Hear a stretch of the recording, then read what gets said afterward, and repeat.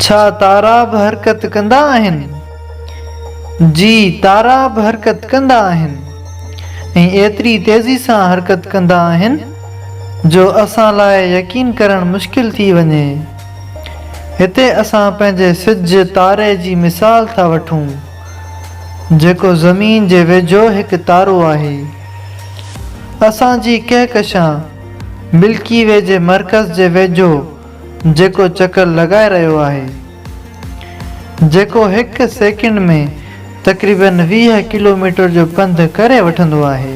पर असांखे उन जो अहसासु उन लाइ नाहे थींदो छो जो सिज सां गॾोगॾु असांजी ज़मीन, चंड ऐं ॿिया निज़ाम शमसी जा सभु सयारा बि मिल्की वे कहकशां जे मर्कज़ चौधारी वेझो हरकत करे रहिया आहिनि।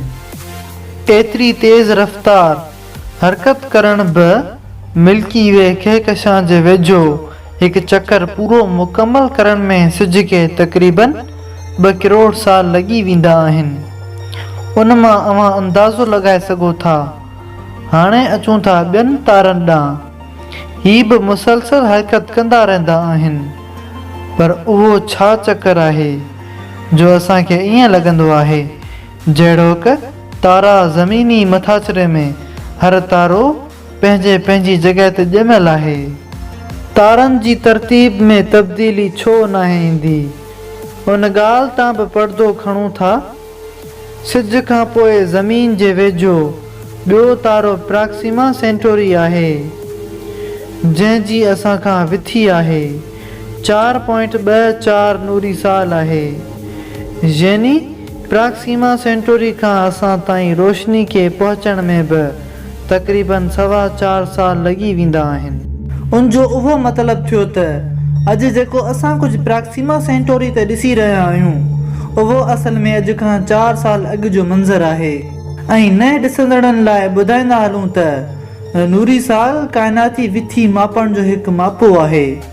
उन मुराद आहे जेका रोशनी पंहिंजे 3 लख किलोमीटर फी सेकेंड जी रफ़्तार मुसलसल सफ़र कंदी आहे, हिकु साल में तय कंदी आहे।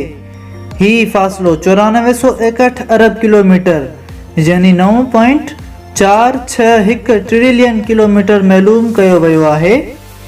4.24 नूरी साल जो पंधु केतिरो थियो? ही हिसाब लॻाइण लाइ 4.24 खे 9.461 ट्रिलियन सां ज़र्ब ॾियो। 40.1464 ट्रिलियन किलोमीटर ईंदो। हाणे अव्हां सोचो त सिज खां पोइ ॿियो घणो वेझो तारो असां खां एतिरो परे आहे त ॿिया तारा केतिरो दूर हूंदा जेके उन जे मुक़ाबले में घणो वधीक दूर आहिनि। उहो सभु ॿुधाइण जो कारण उहो वाज़ह करणु हो त जेकर ॿिया सयारा बि सिज जीअं घणेई तेज़ हरकत करे रहिया आहिनि, पर उन्हनि जे ऐं असांजे विच में एतिरी घणी विथी आहे जो उन जे मुक़ाबले में ही हरकत बि घणे मामूली आहे। जेकर असां प्रोक्सिमा सेंटोरी जी मिसाल खे ॾिसूं त ख़बर पवंदी त सिज जीअं उहो बि मिल्की वे कहकशां जे वेझो चौधारी चकर लॻाए रहियो आहे ऐं उन जी रफ़्तार 21.7 किलोमीटर फी सेकेंड आहे। माहिरनि फ़ल्कियात मालूम कयो आहे त असांजे मिल्की वे कहकशां में तारनि जी रफ़्तार 500 किलोमीटर फी सेकेंड ताईं थी सघिजे थी, पर असांजे ऐं उन ॾूरां तारनि जे वेझो एतिरो घणो पंधु आहे जो असां पंहिंजी पूरी ज़िंदगी गुज़ारे करे बि सिर्फ़ु पंहिंजे अखियुनि जी मदद सां उन्हनि में थियण वारी हरकत जो पतो नथा लॻाए सघूं। हाणे छो जो असांखे उहा ख़बर पइजी वई त तारा बि हरकत कंदा आहिनि त अव्हां सोचे रहिया हूंदा त तारनि जे जुगटनि जी शिकिल में का तब्दीली छो नाहे ईंदी। तारनि जा जुगट क्लस्टर बि पंहिंजूं शिकिलूं बदिलींदा रहंदा आहिनि, पर हा तब्दीली एतिरी आस्ते हूंदी आहे जो हुन में 20-25 साल लॻी वेंदा आहिनि, जंहिं ते इंसानी तहज़ीब सिर्फ़ु 8-10 हज़ार साल पुराणी आहे।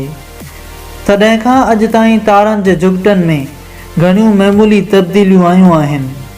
ही तब्दीलियूं एतिरियूं त मामूली आहिनि जो पूरी एहतियात सां हिसाब लॻाइण ऐं ताक़तवर दूरबीननि सां मुशाहिदो करण खां पोइ ई वाज़ह थींदी आहे।